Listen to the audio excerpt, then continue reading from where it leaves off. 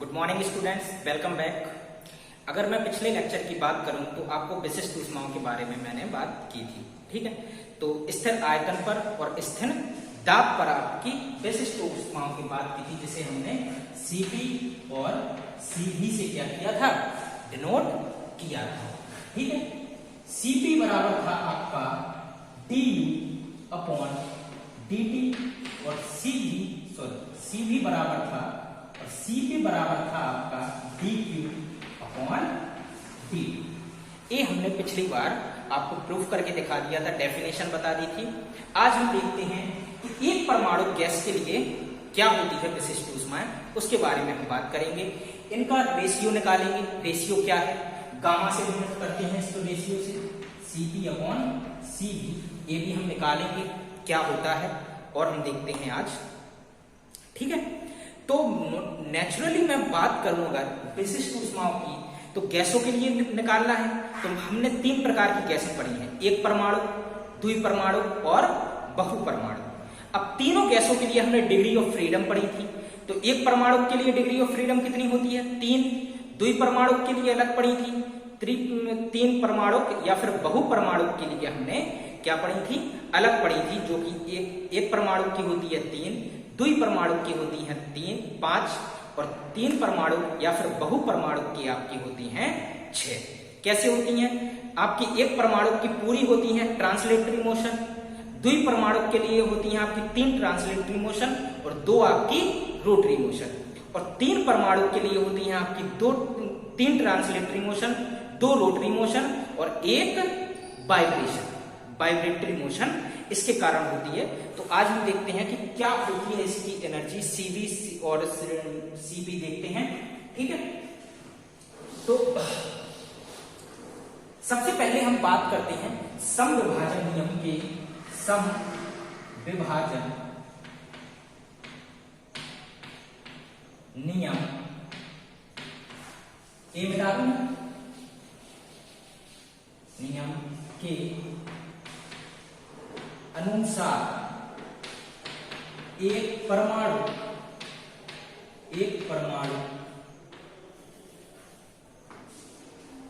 प्रति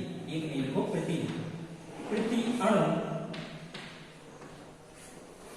औसत ऊर्जा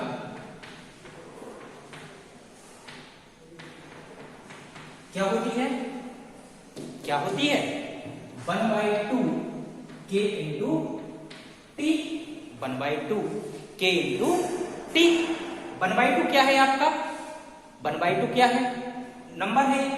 K क्या है, बोल्ट्जमैन लेगा, जहां K इज इक्वल टू है बोल्ट्जमैन कांस्टेंट। इसकी वैल्यू होती है 1.38 इंटू 10⁻⁻23। K क्या है आपका, बोल्ट्जमैन कांस्टेंट, ठीक है। तो K आपका बोल्ट्जमैन कांस्टेंट हो गया। अब अगर मैं बात करूं कि भाई इसके आगे क्या करेंगे, तो K आपका बोल्ट्जमैन हो गया। अब एक अणु के लिए है, ये कितने के लिए है, एक अणु के लिए। तो मैं अगर 1 मोल की बात करूं, 1 मोल गैस की औसत ऊर्जा बराबर कितनी हो जाएगी, n into degree of freedom, इसमें गुणा कर दो, डिग्री ऑफ फ्रीडम का गुणा कर दो, DOF, ठीक है। अभी देख ले रहे हैं हम DOF, degree of freedom into 1/2 KT, ठीक है। n क्या है आपका, आवोगाद्रो नंबर, क्योंकि 1 मोल में अणुओं की संख्या क्या होती है, आवोगाद्रो नंबर के बराबर होती है 6.010 10⁻23। तो यहां पे हमने किसके लिए देखा, एक अणु के लिए। तो 1 मोल में कितने अणु हो गए, आवोगाद्रो नंबर के बराबर। तो हमने n का मल्टीप्लाई कर दिया, साथ में डिग्री ऑफ फ्रीडम, यहां भी हमने DOF किया, degree of freedom into 1/2 KT। तो n ज्यों का त्यों, डिग्री ऑफ फ्रीडम एक परमाणु गैस के लिए कितनी होती है, 3 होती है, और तीनों की 3 आपकी ट्रांसलेटरी मोशन पर डिपेंड करती है। तो n into 3 into 1/2 into KT। क्या हो गया 3/2 m k t बराबर 3/2 r इंटू टी। चूंकि यहां r बराबर होता है m इंटू टी, जो आपका सार्वत्रिक गैस कांस्टेंट होता है वो काय के बराबर होता है, अवोगाद्रो नंबर इंटू बोल्ट्जमैन नियतांक। ठीक है, गैस नियतांक बराबर Avogadro number into Boltzmann constant. ठीक है, ये बन गया आपका इक्वेशन नंबर 1। अब हमें निकालना क्या है, सीवी। सबसे पहले क्या निकालना है, सीवी। तो सीवी इज इक्वल टू होता है ये है you, D u upon d T. CV बराबर क्या होता है, डीवी अपॉन डीटी। तो भाई इस लाइन का समीकरण एक का हम क्या कर दें, अवकलन कर दें, किसके सापेक्ष, टी के सापेक्ष कर दें, सीवी निकल जाएगा हमारा। तो टी के सापेक्ष अवकलन करने पर, टी के सापेक्ष क्या कर दिया हमने, अवकलन कर दिया। तो d u upon d t is equal to 3/2 R ज्यों का त्यों, और टी का क्या हो जाएगा 1 बराबर 3/2 इंटू आर। तो CV is equal to 3/2 into R. ठीक है, 3/2 आर आ गया आपका सीवी। अब चूंकि CP is equal to CV plus क्या होता है आर। सीपी बराबर क्या पढ़ा है हमने, सीवी प्लस आर। तो सीवी कितना है 3/2 आर प्लस में आर बराबर, सॉल्व करो, 2 एकम 2 और 3 5, तो 5/2 इंटू आर। तो सीपी क्या निकल गया आपका 5/2 आर, और सीवी क्या निकला आपका 3/2 आर। 5/2 आर दिख रहा है कि नहीं दिख रहा है, नहीं दिख रहा है, 5/2 आर दिख रहा सीवी।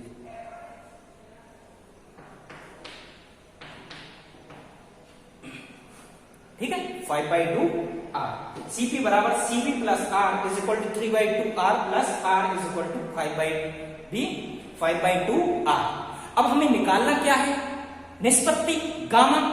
तो गामा यहां लिख रहा हूं, तो गामा इज इक्वल टू, यहां लिखा है gamma is equal to CP upon CV. Gamma is equal to क्या होता है, सीपी अपॉन सीवी। तो gamma is equal to, CP क्या है 5/2 आर, और ये क्या है सीवी 3/2 आर से आर कट गया, 2 से 2 कट गया, गामा बराबर 5/3। तो गामा बराबर 5 बन जा 5, कितने बचे 2, 1.66 गामा बराबर आपका आ जाएगा। कितना आया 5/3। तो आप याद क्या रखना है आपको, 5/3 गामा इज इक्वल टू 5/3 किसके लिए, एक परमाणु गैस के लिए। तो ये लगते हैं आगे न्यूमेरिकल आते हैं अगर, तो उनके बीच बीच में ये लगते हैं। तो एक बार और हम देखते हैं, एक परमाणु गैस के लिए हम विशिष्ट ऊष्माओं की गणना कर रहे थे।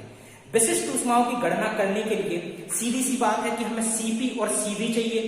तो सीपी बराबर पढ़ा है हमने dQ अपॉन dt। अब हीट तो हम अलग से यहाँ पे ला नहीं सकते हैं।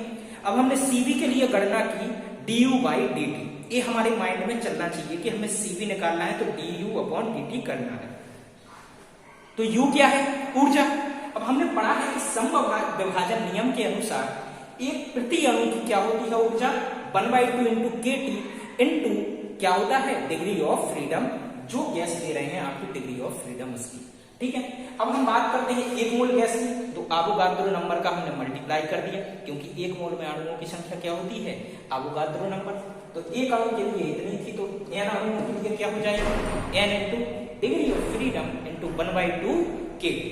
U बराबर आपका n into 3, 1/2 into kT, U बराबर 3/2 n kT आपका निकल गया। अब बट हम तो जानते हैं कि n के बराबर होता है R, तो R हमने ले लिया। अब हमें पता था कि CV इज इक्वल टू क्या होता है du अपॉन dt। तो u t के सापेक्ष हमने क्या कर दिया अवकलन कर दिया तो हमें Cv का मान निकल के सामने आ गया। Cv आ गया तो कल हमने पढ़ा था कि Cp बराबर Cv प्लस R, उस वाले फॉर्मूले से हमने Cp का मान निकाल लिया तो 5/2 R निकल गया। इसके बाद हमने गामा का मान निकाला तो गामा बराबर Cp upon C 5/2 R into 3/2 R, R से R कट गया, 2 से 2 कट गया, 5/3 या 1.66 आपका आंसर आ गया, या फिर आपका ए गामा इसके लिए होता है। ये याद रखना, इफेक्ट होता है, कभी कभी ऑब्जेक्टिव में पूछा जाता है। ठीक है, आज के लिए इतना ही। थैंक यू, मिलते हैं कल। कल हम पढ़ेंगे द्विपरमाणु गैस के लिए। ठीक है।